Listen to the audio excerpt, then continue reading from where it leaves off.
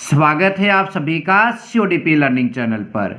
UP board exam 2023 के लिए class 12th biology के 50 इम्पॉर्टेंट क्वेश्चन, जी हाँ 50 इम्पॉर्टेंट क्वेश्चंस आप ये जो यहाँ पर आपको मिलने जा रहे हैं, यदि ये आप कवर कर लेते हो तो निश्चित तौर पर आपको जो है 50 से 60 नंबर बायोलॉजी में जो है आपका यूपी बोर्ड एग्जाम में बन जाएगा।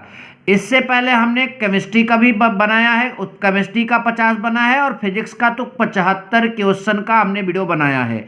आप चाहें तो मतलब कि यूट्यूब में जाकर physics important question CODP learning, chemistry important question CODP learning search करके उसको भी देख सकते हैं। अगर आप ये कम समय में बस अगर इतने प्रश्नों को तैयार करते हो तो निश्चित तौर पर आपके नंबर बहुत ज़्यादा आएंगे। और प्लीज़ इस वीडियो को भी आप उतना ही प्यार दीजिएगा जितना उन वीडियोज़ को भी आपने दिया है। तो चलिए वीडियो की शुरुआत करते हैं। सबसे पहला प्रश्न, हम यहाँ पर वही प्रश्न लिए हैं जो बहुत बार आए हैं, ये बात ध्यान दीजिए।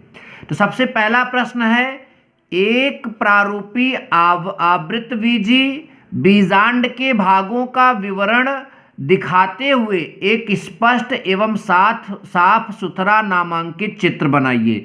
तो देखिए इस प्रश्न में केवल नामांकित चित्र बनाने के लिए कहा गया। अगर यही क्वेश्चन दीर्घ उत्तरी में आएगा तो इसके बारे में लिखना भी पड़ेगा।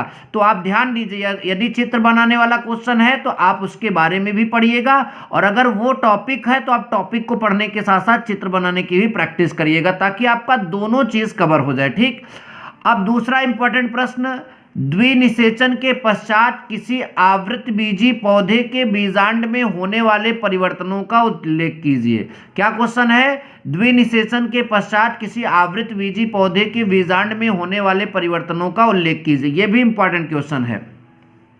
अगला आपका है, सेब को आभासी फल क्यों कहते हैं। देखिए हम आप वीडियो में आगे बढ़ने से पहले बता दें कि सारे प्रश्न हमारे चैनल पर एज ए वीडियो सोल्यूशन भी अपलोड होंगे, तो आप उसको भी देखिएगा। तो सेब को आभासी फल क्यों कहते हैं ये याद कर लीजिएगा। उभयलिंगी आश्रयी और एक लिंगाश्रयी में अंतर, ये बहुत इंपॉर्टेंट है, कर लीजिएगा। असंगजनता तथा अनिषेक फलन में अंतर, तो ये भी आप कर लीजिएगा। परागकण किसे कहते हैं, इसके प्रमुख प्रकारों का वर्णन कीजिए। देखिए परागकण से रिलेटेड जो भी क्वेश्चन है वो सब पढ़कर जाइए, हर साल पूछा जा रहा है, लगातार पूछा जा रहा है, तो इस बार भी संभावना उतनी ही बनी है। नेक्स्ट क्वेश्चन है, द्विनिषेचन या दोहरा निषेचन। द्विनिषेचन या दोहरा निषेचन, इस पर आप जो है इसको भी अच्छे से क्लियर कर लीजिएगा। हालांकि इस टाइप का क्वेश्चन यहाँ पर भी है लेकिन मैंने फिर से लिख दिया, तो इसको आप क्लियर करके जाइएगा। आगे लिखा है, गुरु बीजाणु जनन पर टिप्पणी लिखिए। गुरु बीजाणु जनन पर क्या लिखिए? टिप्पणी लिखिए, इसको भी क्लियर करिएगा। आवृतबीजी पुष्प की संरचना, आप इसको भी क्लियर करिएगा। भ्रूण कोश और इसके प्रकार, भ्रूण कोश और इसके प्रकार, इसको भी क्लियर करके जाइएगा। अब देखिए इंपॉर्टेंट क्वेश्चन जनन से यहाँ पर आ रहा है कि आवर्त चक्र किसे कहते हैं। आवर्त चक्र जो है इसे इसे मतलब कि ये क्या होता है, इस पर आप जो है पूरा मतलब कि जो भी इस टॉपिक से रिलेटेड है सब कुछ याद करिएगा।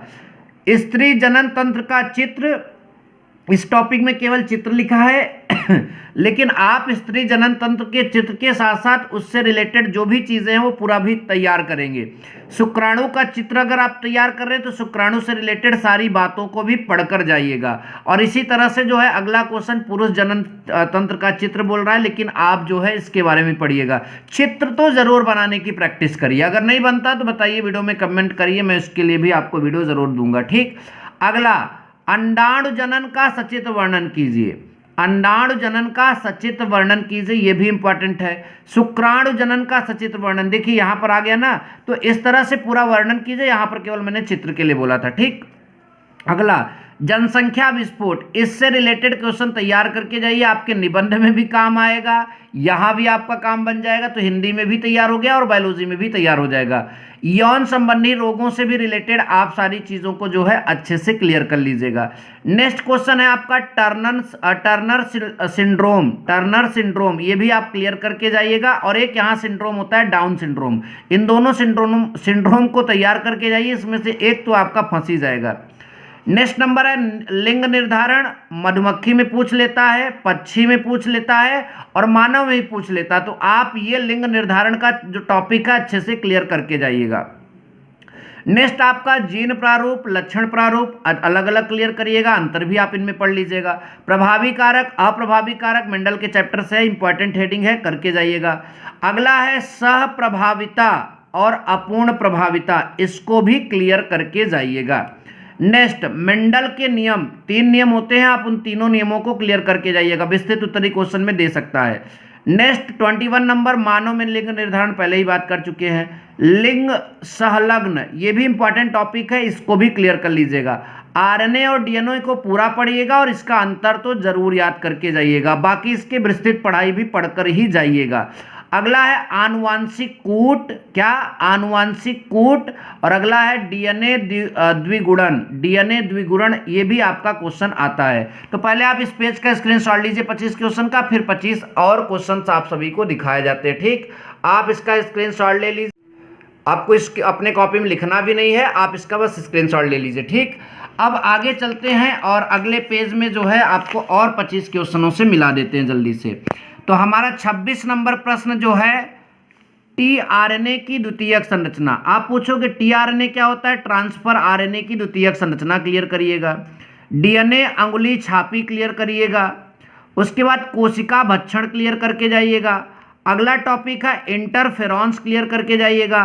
अगला अमीबिक पेचिस क्लियर करके जाइएगा।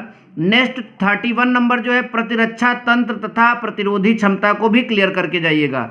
अगला आपका टॉपिक है सहज, जिसे हम लोग जन्मजात भी बोलते हैं, और उपार्जित प्रतिरक्षा में अंतर क्लियर करके जाइएगा। सक्रिय और निष्क्रिय प्रतिरक्षा में अंतर क्लियर करके जाइएगा, इस टॉपिक को पढ़कर जाइएगा। टीकाकरण पर जो है आप टिप्पणी भी क्लियर करके जाइएगा। नेक्स्ट है आपका कैंसर कारण, रोकथाम, बचाव, ये सारा टॉपिक कैंसर से रिलेटेड आप करके जाइएगा। अगला क्वेश्चन है 36 नंबर तो ये आपका है एस्केरिएसिस, इसको क्लियर करिएगा। मलेरिया क्लियर करिएगा, डेंगू क्लियर करिएगा, चिकनगुनिया क्लियर करिएगा, फाइलेरिसिस क्लियर करिएगा, और अगला टॉपिक है आपका नशीली दवाइयाँ, इसको भी क्लियर करके जाइएगा। नेक्स्ट टॉपिक बायोगैस, जैव प्रौद्योगिकी और सूक्ष्म जीवों का औद्योगिक उपयोग भी आप क्लियर करके जाइएगा। उसके बाद PCR, DNA ligase, RNA polymerase, ठीक है, इसको भी क्लियर करके जाइएगा। अगला है आपका बायोपायरेसी क्या है, ये क्लियर करके जाइएगा। नेक्स्ट क्वेश्चन 41 नंबर डीएनए पुनर्योगज, ये आप क्लियर करके जाइएगा। इसे मानव इंसुलिन भी आप शायद कहते होंगे, ठीक है, तो ये आप पढ़कर जाइएगा। बायोलॉजी थोड़ा हमारी वीक है, फिजिक्स केमिस्ट्री आप अगर वहाँ पर आएंगे तो उसमें थोड़ा ज़्यादा आपको मतलब समझाया जा सकता है मेरे द्वारा। खैर अगला देखते हैं, जीन चिकित्सा भी क्लियर करके जाइएगा। अगला सहोपकारिता जो है उसको क्लियर करके जाइएगा। अगला परजीविता, सहभोजिता, सहजीवन, ये क्लियर करके जाइएगा। नेक्स्ट टॉपिक है मरूद विध क्या है, इसको क्लियर करके जाइएगा। जैव विविधता, रेड डाटा बुक, वन्यजीव और वन्यजीव संरक्षण, संकटग्रस्त प्रजाति, प्राणी विहार और 4 प्रमुख राष्ट्रीय उद्यान को भी जरूर क्लियर करके जाइएगा। तो इसका लीजिए फटाफट स्क्रीनशॉट और पढ़ना कर दीजिए स्टार्ट, ताकि बायोलॉजी का पेपर आपका अच्छे से गुजरे। थैंक यू सो मच, जय हिंद, वंदे मातरम।